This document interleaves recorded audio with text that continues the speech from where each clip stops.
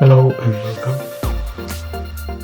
I'm Hans Attarap, and today I will be conducting a short tutorial on surface mine production pattern design. Now, if you have been following me closely on the series of the tutorial on my YouTube channel, this is part 3 of the tutorial in production pattern design. Okay, in part 2 we have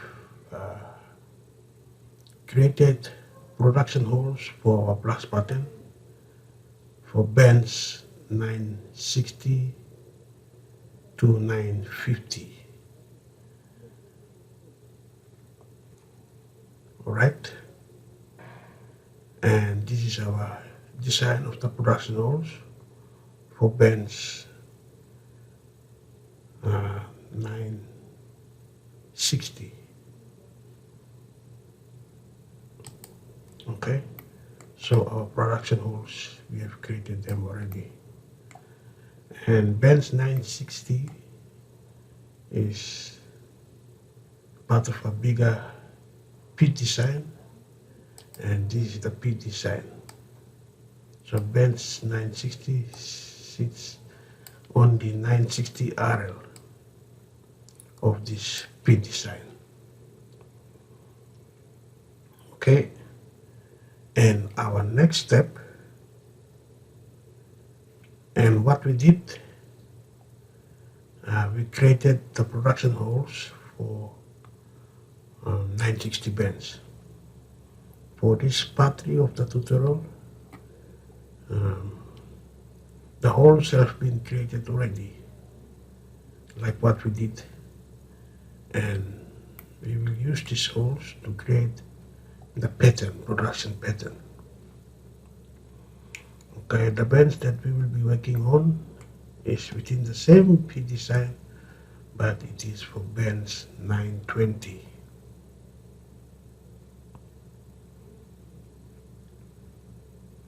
So if I switch off the P design, the main P design, switch off the service for 960 bands. Alright. So this is our production holes for a 960. Now we will look at designing the production pattern for 920 bands. 920 is below the 960 bands, and this is the blastmaster outline for the 920 bands. We will use this blastmaster outline to design the production pattern. So let me switch off the production holes for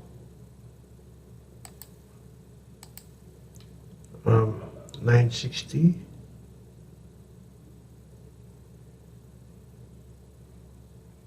Alright, 960 production holes, I'll switch it off, and we are left with the blastmaster outline for 920 bands, and 920 bands also sits, the yellow line here, 920 sits within the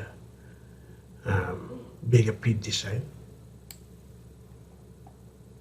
That pit design is from the, you can look at it in the introduction tutorial of Surpac software itself. Okay, so let's clear out this graphic area first.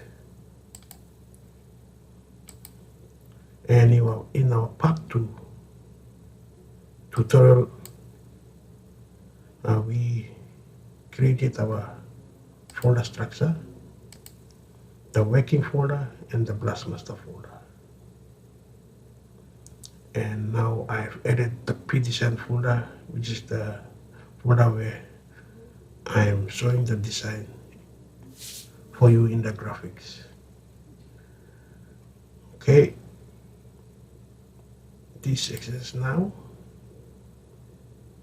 we are using this blastmaster outline.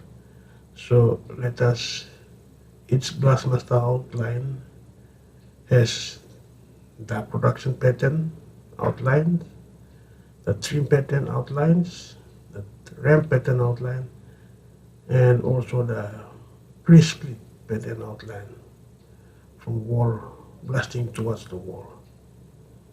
Alright, so let's identify these patterns inside this blastmaster outline first. Now you can identify the individual pattern IDs within the blastmaster outline by going to the Inquire menu and selecting Point Properties, or you can also use the toolbar button on Display Point Description Values. Click on that, and then we are looking at the description field number D1, and we just want the ID in the center of the pattern on the outline. So let's select centroid, then click apply. Okay, now pattern IDs are displayed here. We will be designing the production pattern for pattern ID 212, or in other words 920 bends 212. So the blast pattern name is 920-212 according to the naming, blast pattern naming. If you have followed the series of tutorials that is in part 1 of this production pattern design. Alright, so that is the blast master with all the pattern IDs. We are selecting pattern 212. Alright, next step, we have to create a new layer.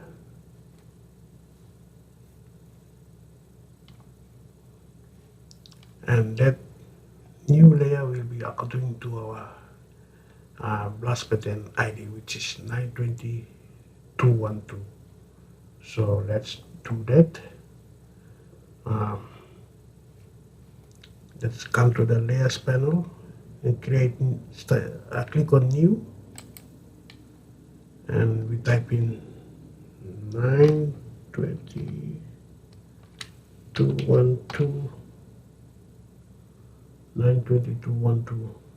outline, 920-212 outline, and click on apply. Okay, let's copy this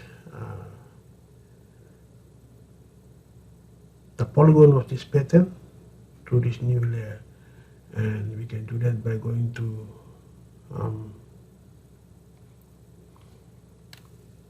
using the toolbar copy segment function. So let's click on that, and then place it at least next to the polygon for pattern ID 212, just next to the line. Oops, that's not the right one. Let's go back again, try again. Here, that's the correct one. Right, then we give a string number of 4003. Click on apply. Now we can switch off the main blast outline, or press the escape key on the keyboard to terminate this function, and then switch off our blastmaster outline for 920. Now we are left with this outline for this individual pattern, 920-212 pattern. So making sure that our working directory is active, green tick. Let's save the pattern outline to that directory first. So I click on save. Make sure the name is 920-212 outline, and I click apply. Right, now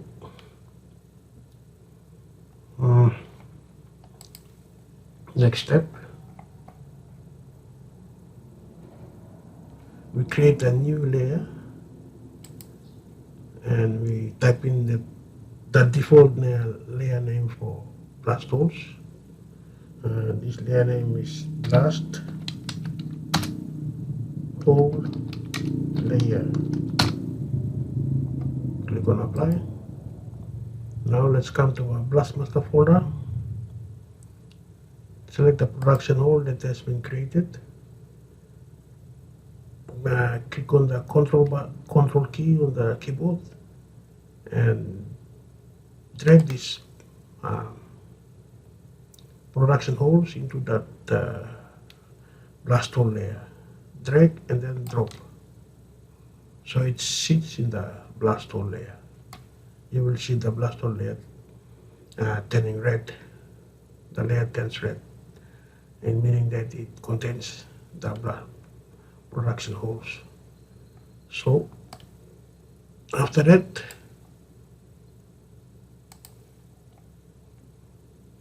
we trim the holes and keep the holes inside the 920-212 pattern polygon. So to do that, you can go to or you can bring up the menu for blastmaster by right clicking in the empty area, blank space at the top of the menus and toolbars here, empty space, and select the menu for blast design. Okay, the blast design menu is displayed here. So we go to delete, under blast design menu, delete outside boundary, and we use the polygon for 920-212 as our boundary.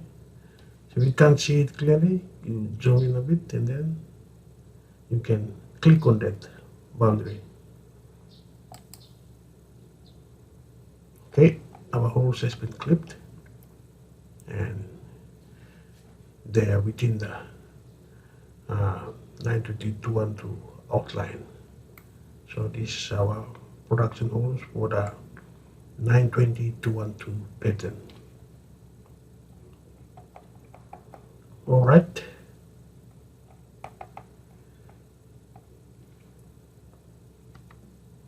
So that demonstrates the second part of production pattern design. The first part is when the holes are not ready or not designed yet, production holes, so we have to design it ourselves and then do the design.